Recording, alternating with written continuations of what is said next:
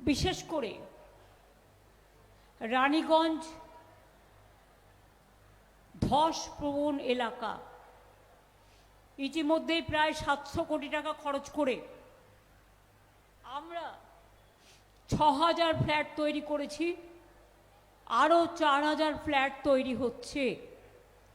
আমি আমার মা ভাই বোনেদের কাছে অনুরোধ করব, মনে রাখবেন মানুষের জীবন সবচেয়ে দামি।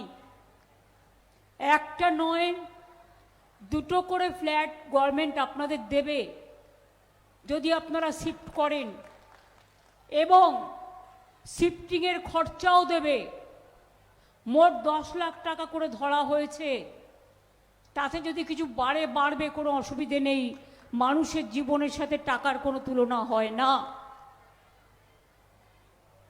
আপনারা ভাবুন নতুন করে, কারণ যদি কোনোদিন ধস নামে হাজার হাজার মানুষ ধসের তলায় চলে যাবেন, এটা আমরা চাই না।